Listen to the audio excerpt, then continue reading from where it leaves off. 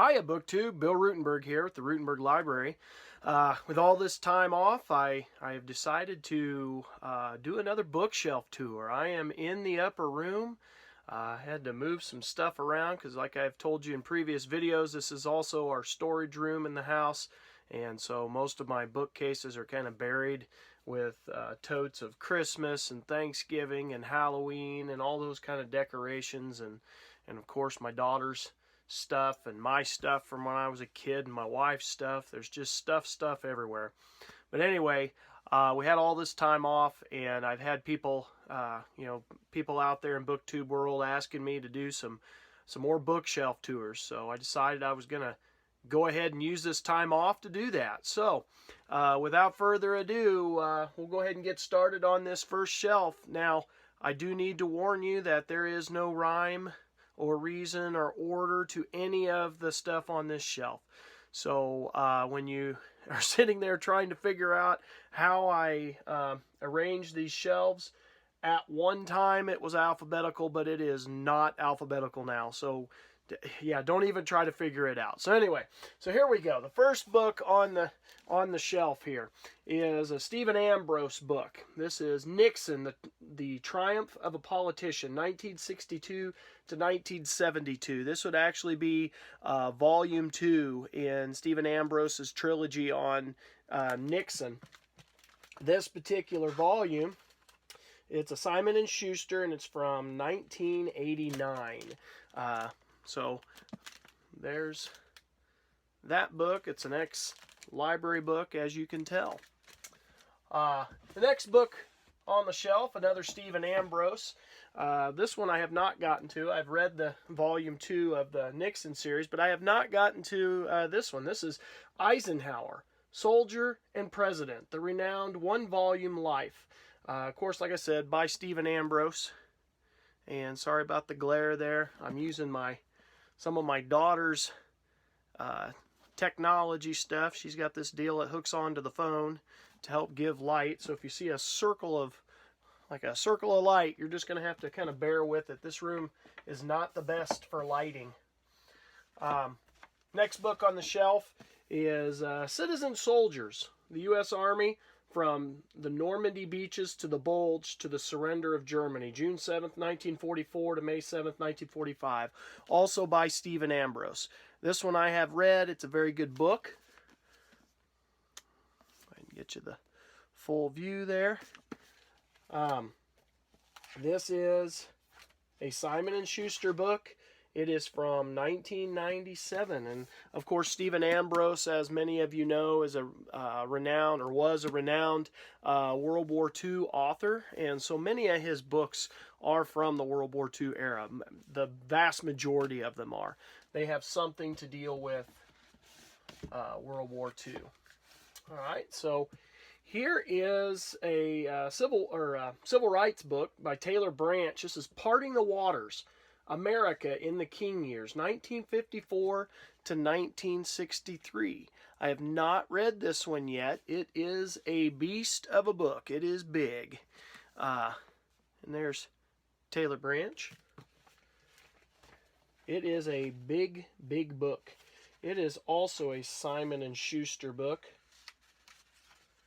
Well, if I can get to it here.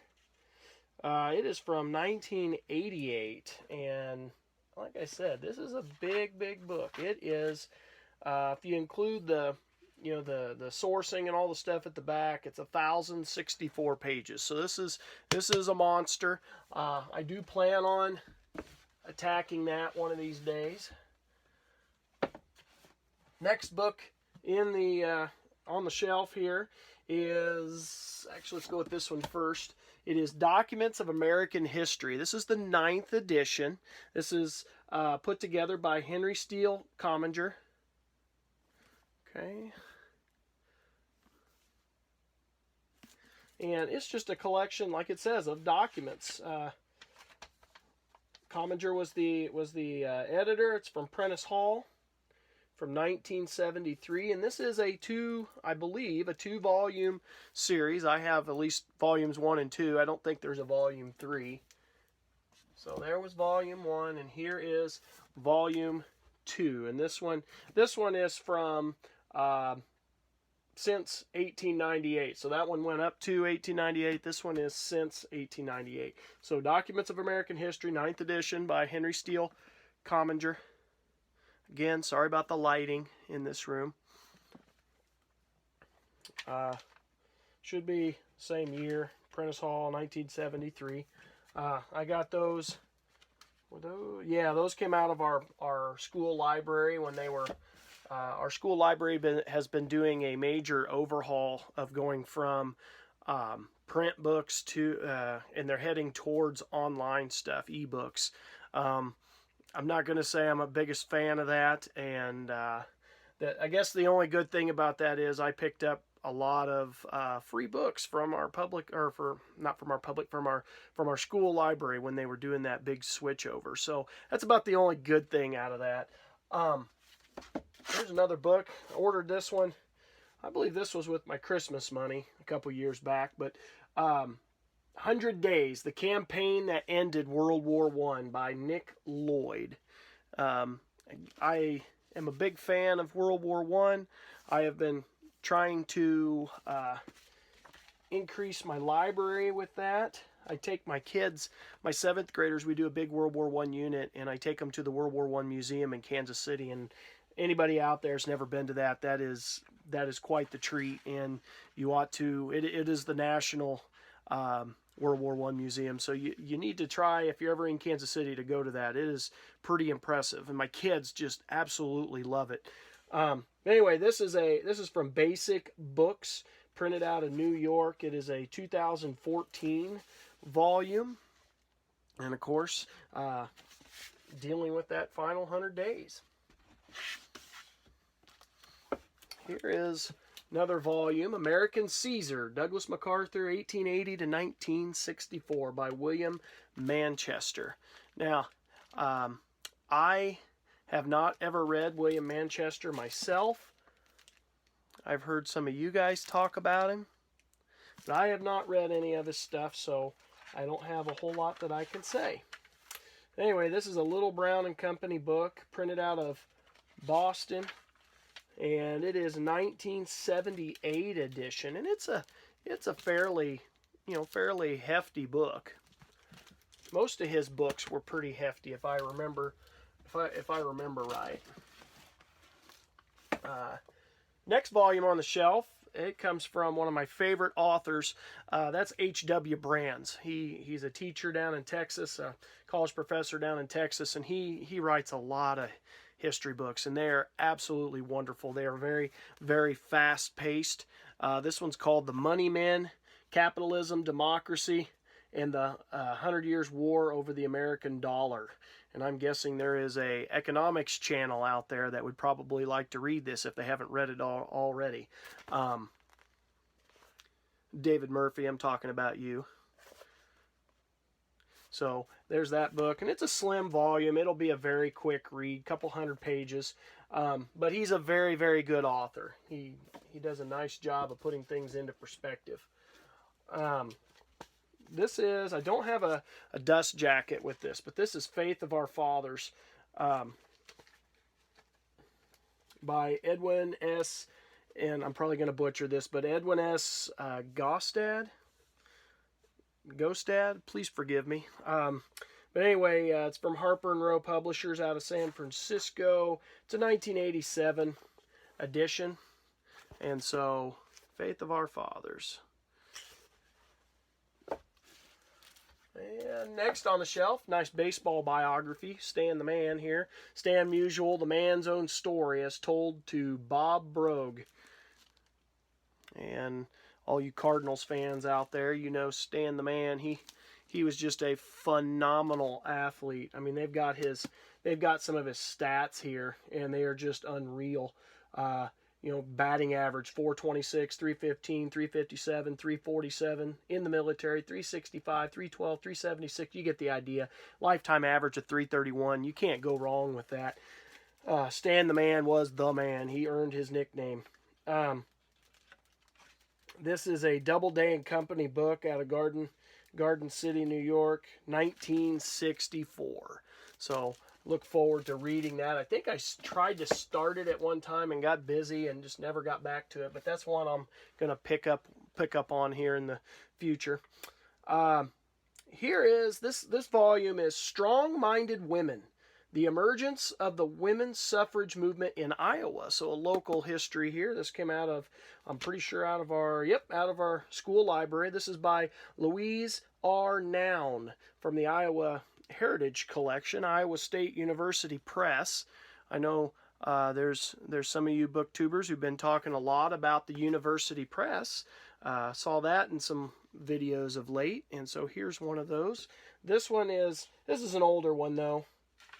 It was printed back in 1969. So anyway, got a little bit of local history with this one.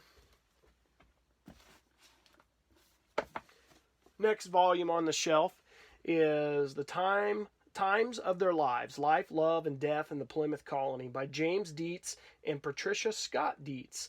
And so it's kind of a pretty neat cover there, I think. Got that one online. It is from, of course, about the Pilgrims. Let's see here. Anchor Books out of New York, and it is from the year 2000. And so I know my daughter was doing some History Day research paper that she was going to turn in for the contest was on the Pilgrims, and so we bought several volumes on the Pilgrims to help her kind of gear up for that. And so that's from that, from a couple years ago. This next book, excellent book. It's just an awesome read. It's by Joseph Ellis, Revolutionary Summer: The Birth of American Independence. And I just love the cover. Joseph Ellis's books are just absolutely phenomenal.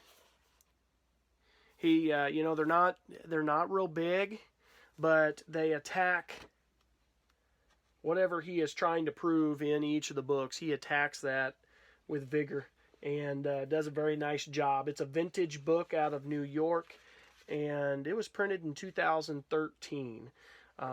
But anyway, Joseph Ellis, anybody out there wanting Revolutionary era books, if you can find Joseph Ellis, I would definitely read him. He's very worth the time.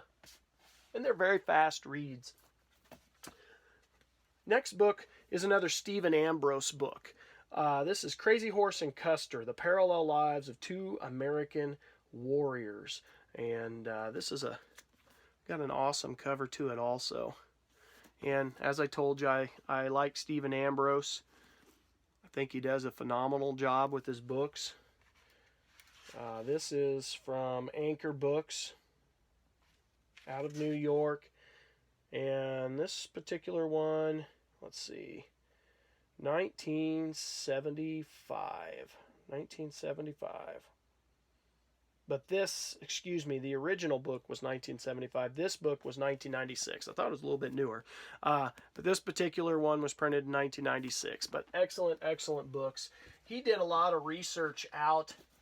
His family and him would go on vacation, and they went out west, and they went camping and stuff, and they were on the reservations and did a lot of their research while they were out on vacation and stuff, and he had his kids helping him with the research, and his wife helped him with the research. In his book To America, his memoir, he does a pretty cool job of talking about the whole process that he went through with some of the research for his books, and how he came across the ideas, and the stuff for this one was really fascinating. Getting to the end of the shelf here. The next one is also from our school library.